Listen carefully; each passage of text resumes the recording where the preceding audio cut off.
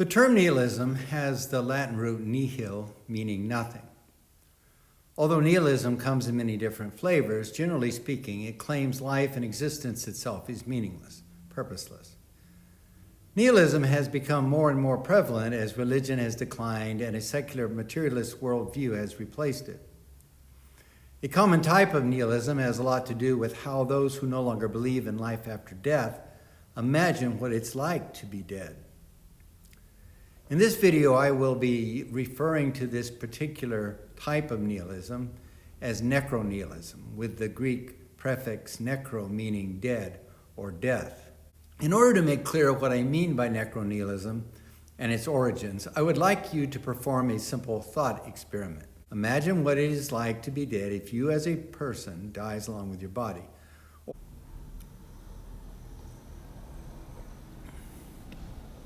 Did you imagine everything ceasing to exist, since after you have died, the universe and everything in it ceases to exist from your individual perspective? It ceases to exist for you? Well, not quite everything ceases to exist, but I will get into that a little later. One way to summarize necro-nihilism is captured in the rhetorical question. Sooner or later, we'll all be dead anyway, so what's the point of it all? This way of imagining what it's like to be dead, however, violates the instructions of the thought experiment. The thought experiment clearly instructs you to imagine what it's like to be dead if you die along with your body. So if you, as an experiencing subject, are no longer around post-mortem, who is it then that is experiencing all of this nothingness? It is as if the ego finds it impossible to imagine itself as not existing. Consequently, the ego surreptitiously plays a game of bait and switch, where instead of imagining itself as not existing in this thought experiment, it imagines everything but itself not existing. A pretty clever trick that most people don't notice. But don't you have to imagine yourself as being present in order for you to experience anything, including being dead? No, you are perfectly capable of imagining someone or something other than yourself experiencing what it would be like for them if you were dead and gone. For example, you can imagine yourself as being a raccoon sitting in a tree, watching your corpse being planted in the graveyard. It is not even necessary to imagine or refer to yourself at all in fulfilling the instructions of the thought experiment. For example, you can imagine yourself as living on Mars and being a totally different person hundreds of years from now. On the other hand, if you imagine yourself as existing in heaven or hell or being a ghost, you have violated the instructions of the thought experiment. This is because you have imagined the original you as an experiencing subject still existing somewhere in heaven or hell or in a haunted house after your body has died. But what if you imagine yourself as being reincarnated after having died? Well, if you conceive of reincarnation, as most people do, that is, as a transmigration of souls, then yes, you have violated the instructions of the thought experiment, and for the same reason. You are imagining your same old self as an experiencing subject still around post-mortem. It is just that you are now possessing a brand new body.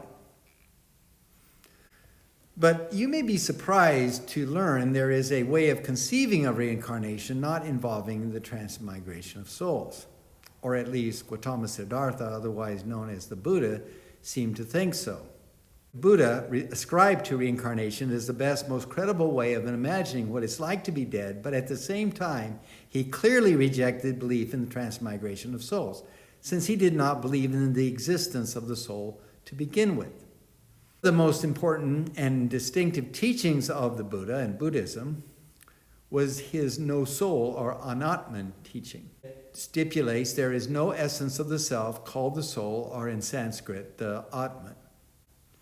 This does not mean there is no self, just no immutable essence of the self, usually referred to in English as the soul, and sometimes as the spirit. The Buddha's primary insight while sitting under the Bodhi tree is known in Sanskrit as Paticca Samuppada, which can be translated as dependent or interdependent co-arising. It is a relational as opposed to an essentialist understanding of what it means to exist. The Buddha's no soul teaching is interdependent co-arising as it applies to the self. Instead of being a function of some essence of the self, called the soul, our sense of selfhood is a function of our relationship to other persons and other things. For example, being a mother is often an important part of someone's self-identity. Being a mother, however, is not a result of partaking of some essence of motherhood, but a function of her relationship with her children. But if reincarnation does not involve the transmigration of souls, what does it involve? Earlier, I claimed it was possible for you to imagine being someone or something entirely different from your current self. Instead of imagining reincarnation as the old soul transmigrating into a new body, imagine it as a completely new self coming into existence through the process of interdependent co-arising within a new body. But the question still remains, if it is not the old soul or self being reincarnated, who or what is being reincarnated? It is one's personal identity that is being reincarnated. Or more accurately, it consists of the placement of two or more lifespans under the umbrella of one personal identity narrative. Now, a simple metaphor for identity narrative are memories strung like beads on the string that is the concept of the self.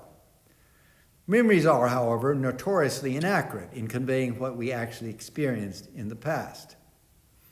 Instead, the beads making up our identity narratives are better described as memories of memories constantly being modified to fit our ongoing identity narrative. These memories may not even originate from real experiences, but be something we originally read in a book, seen in a movie, dreamed in our sleep, or planted by ourselves or another person through the powers of suggestion. But even assuming they originated from some actual experience, as they become memories of memories of memories, they are modified to fit our identity narratives, or if necessary, simply forgotten. To view this string of beads as anything more than a useful fiction would be to deceive ourselves. Yet we cannot successfully function, or even for long retain our sanity, without some sense of selfhood, some idea of who we are as a person. What I'm proposing in this video is that reincarnation, as I have reimagined it here, can also serve as a useful fiction, or to use a Buddhist term, an upaya, usually translated as expedient means. It is useful in providing those who no longer believe in life after death a way of imagining what it's like to be dead, other than the logical absurdity of nothingness and the necro-nihilism it encourages or it fosters. But how is it this reimagined version of reincarnation any more credible than believing in some sort of afterlife, such as heaven or hell? It is important to understand this reimagining of reincarnation is not a scientific theory which attempts to predict what happens after someone dies. That's not its purpose.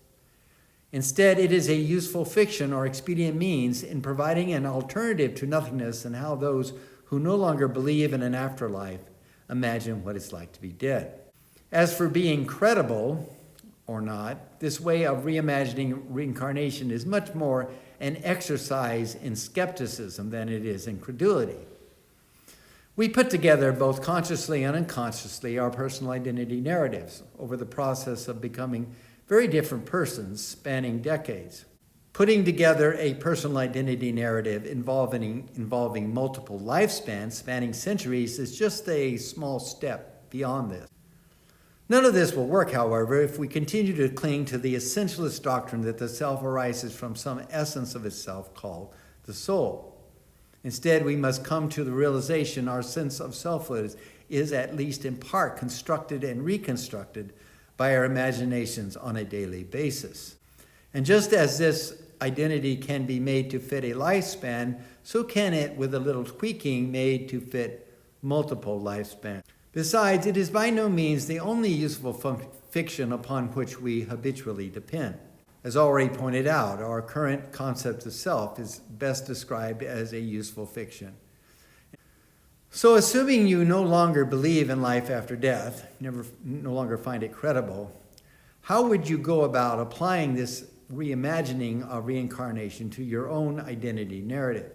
Well, the first thing you need to do is to understand the absurdity of imagining what it's like to be dead as a descent into nothingness. If there is no you around after you have died, there will be no you around to experience all of that nothingness. You can, of course, resolve not to imagine what it's like to be dead at all. But remember that one of the best ways to obsessively think about something is to resolve not to think about it. The next step is to let your imagination run wild in imagining past and future lives. Ask yourself questions such as, what qualities do I most want to cultivate in my current identity? What past and future lives most capture my imagination? Questions like that. Or on a deeper level, discern as best you can what fantasies feel more like actual memories than fantasies. Carl Jung's concept of the collective unconscious might prove helpful here. Let's look at a hypothetical example of how one might proceed from there. Imagine while working on your family tree, you discover a great-grandfather who was a captain of a riverboat steaming its way up and down the Mississippi River 150 years ago. You read both fiction and nonfiction accounts of this time period and this place. And you visit locales along the Mississippi to get a sense of what your great-grandfather must have experienced himself and what his life must have been like. Eventually, you find yourself having vivid fantasies about being him, nursing a bottle of Tennessee bourbon while steering your boat around sandbars down the wide expanse of the river. These fantasies can be converted into memories you can string on your personal identity narrative. I should, however, at this point insert one caveat. While expanding your identity narrative in this way takes more skepticism than credulity, it does require a particularly vivid and well-honed imagination, something that not everyone possesses.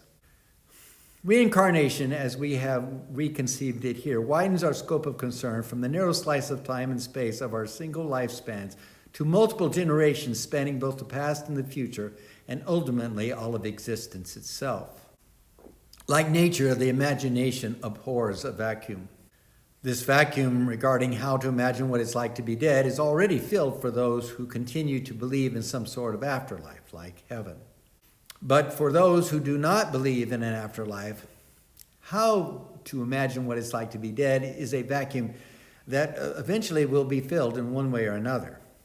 Trying to imagine what it's like to be dead also plays an important role in coming to terms with our own mortality and is therefore part and parcel of the human condition. Always has been and always will be. Imagining it as nothingness is both logically absurd and leads to the existential and moral blight of necro-nihilism. I have become convinced that imagining what it's like to be dead in terms of reincarnation, as I have reimagined it here, is the best option available for those who no longer find a belief in the afterlife credible. And remember, if it is not credulity you must muster in order to adopt this reimagined form of reincarnation. It is an uncommon degree of skepticism where what others regard as objectively real, you have come to realize are but useful and not so useful fictions. This is how I personally have chosen to imagine what it's like to be dead. And I can attest to how peace-inducing, joyous, and liberating it has been for me. If you do not believe in the afterlife, or even if you have grave doubts concerning it, please consider trying it on yourself. It sure beats nothing.